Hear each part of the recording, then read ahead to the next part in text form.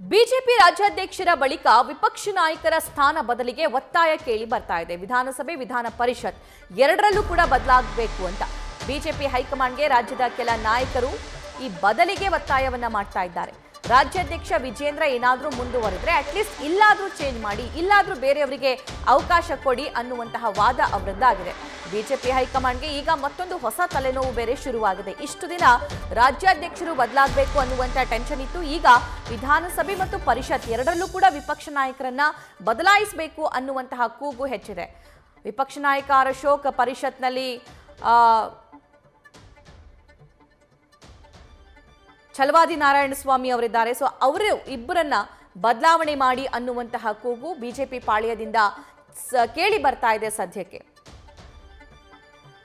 ಮತ್ತಷ್ಟು ಮಾಹಿತಿ ನಮ್ಮ ಪೊಲಿಟಿಕಲ್ ಕರೆಸ್ಪಾಂಡೆಂಟ್ ಮಧುಸೂದನ್ ನೀಡ್ತಾರೆ. ಮಧುಸೂದನ್, ಇಷ್ಟು ದಿನ ರಾಜ್ಯಾಧ್ಯಕ್ಷರು ಬದಲಾಗಬೇಕು ಅನ್ನೋ ಪಟ್ಟು ಹೋರಾಟ ಜೋರಾಗಿತ್ತು. ಆದರೆ ರಾಜ್ಯಾಧ್ಯಕ್ಷರಾಗಿ ವಿಜೇಂದ್ರನ್ನೇ ಮುಂದುವರಿತಾರೆ ಅನ್ನೋ ಸೂಚನೆ ಸಿಕ್ಕ ನಂತರ ಮತ್ತೊಂದು ಡೆವಲಪ್ಮೆಂಟ್ ಆಗ್ತಿದೆ ಬಿಜೆಪಿಯಲ್ಲಿ, ಅದು ವಿಪಕ್ಷ ನಾಯಕರದ್ದು. ಡೀಟೇಲ್ಸ್ ನೀಡ್ತಾ ಹೋಗೋದಾದ್ರೆ ಈ ಬಗ್ಗೆ.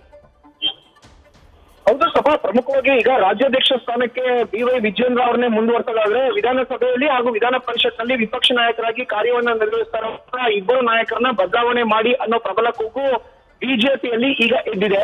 ಇಷ್ಟು ದಿನ ರಾಜ್ಯಾಧ್ಯಕ್ಷರ ಬದಲಾವಣೆ ವಿಚಾರಕ್ಕೆ ಸಂಬಂಧಪಟ್ಟಂತೆ ಎದ್ದಿದ್ದ ಕೂಗಿನ ಗೊಂದಲದ ಒಂದ್ ಕಡೆ ಆದ್ರೆ ಆ ತಲೆನೋವಿಂದ ಆಚೆ ಬಂದ್ವಿ ಅಂತ ಬಿಜೆಪಿ ಹೈಕಮಾಂಡ್ ನಾಯಕರು ಅರ್ಥ ಮಾಡ್ಕೊಳ್ತಾ ಇದ್ರೆ ಅಥವಾ ಅದ್ರ ಬಗ್ಗೆ ಆಲೋಚನೆಯನ್ನ ಮಾಡ್ತಾ ಇದ್ರೆ ಅದರ ಮುಂದುವರೆದ ಭಾಗವಾಗಿ ಈಗ ವಿಧಾನಸಭೆಯ ವಿಪಕ್ಷ ನಾಯಕ ಹಾಗೂ ವಿಧಾನ ಪರಿಷತ್ನ ವಿಪಕ್ಷ ನಾಯಕರ ಬದಲಾವಣೆಗೆ ಆಗ್ರಹ ಕೇಳಿ ಬರ್ತಾ ಇದೆ. ವಿಧಾನಸಭೆಯಲ್ಲಿ ಆರ್ ಅಶೋಕ್, ವಿಧಾನ ಪರಿಷತ್ನಲ್ಲಿ ಛಲವಾದಿ ನಾರಾಯಣಸ್ವಾಮಿ ಅವರು ಇದ್ದಾರೆ. ಸಂಘಟನಾತ್ಮಕವಾಗಿ ಒಂದಷ್ಟು ಕೆಲಸ ಕಾರ್ಯಗಳನ್ನ ವಿಜೇಂದ್ರ ಮಾಡ್ತಾರೆ ಅನ್ನೋ ನಂಬಿಕೆಯಿಂದ ವಿಜೇಂದ್ರ ಅವರನ್ನೇ ಮುಂದುವರೆಸೋದಾದ್ರೆ ಈ ಇಬ್ಬರು ನಾಯಕರನ್ನ ಬದಲಾವಣೆ ಮಾಡಿ. ಕಾರಣ ಏನು ಅಂತ ಹೇಳಿದ್ರೆ ಮುಂದಿನ 3 ವರ್ಷದಲ್ಲಿ ನಾವು ಸಾರ್ವತ್ರಿಕ ವಿಧಾನಸಭಾ ಕ್ಷೇತ್ರದ ಚುನಾವಣೆಯನ್ನ ಎದುರಿಸಬೇಕಾಗುತ್ತೆ, ಸಂಘಟನೆ ಆಗ್ಬೇಕಾಗುತ್ತೆ, ಸರ್ಕಾರದ ವಿರುದ್ಧ ಪ್ರಬಲ ದೊಡ್ಡ ಮಟ್ಟದಲ್ಲಿ ದೊಡ್ಡ ಪ್ರಮಾಣದಲ್ಲಿ ಹೋರಾಟವನ್ನ ಮಾಡಬೇಕಾಗುತ್ತೆ.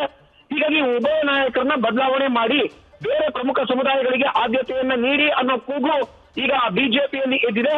ಇದರ ಸಂಬಂಧಪಟ್ಟಂತೆ ನೇರವಾಗಿ ಆರ್ ಅಶೋಕ್ ಅವರ ಬದಲಾವಣೆಗೆ ಬೆಂಗಳೂರಿನ ಒಂದಷ್ಟು ಬಿಜೆಪಿಯ ಶಾಸಕರೇ ಮುಂದಾಗ್ತಾ ಇದ್ದಾರೆ, ಹೈಕಮಾಂಡ್ ನಾಯಕರ ಮೇಲೆ ಒತ್ತಡವನ್ನ ಹೇಳ್ತಾ ಇದ್ದಾರೆ ಅನ್ನೋ ಒಂದು ಮಾಹಿತಿ ಲಭ್ಯ ಆಗ್ತಾ ಇದೆ.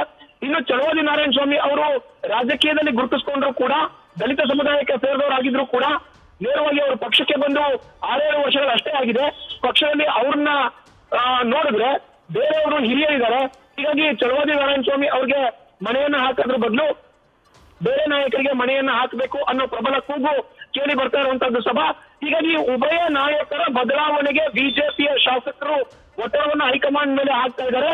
ಒಂದು ಕಡೆ ರಾಜ್ಯಾಧ್ಯಕ್ಷರ ತಲೆನೋವು ಮುಕ್ತಾಯ ಆಯ್ತು ಅನ್ನೋದಕ್ಕೆ ಈಗ ವಿಧಾನಸಭೆ ವಿಪಕ್ಷ ನಾಯಕ, ವಿಧಾನ ಪರಿಷತ್ನ ವಿಪಕ್ಷ ನಾಯಕ ಬದಲಾವಣೆಗೆ ಹೈಕಮಾಂಡ್ ನಾಯಕರ ಮೇಲೆ ನಾಯಕರು ಒತ್ತಡ ಹಾಕ್ತಿರುವಂತದ್ದು ಹೊಸ ಗೊಂದಲವನ್ನ, ತಲೆನೋವನ್ನ ಹೈಕಮಾಂಡ್ ನಾಯಕರ ಮುಂದೆ ತಂದಿಟ್ಟಿದೆ ಅಂತ ಉಲ್ಲೇಖ ಮಾಡಬಹುದು ಸಭಾ.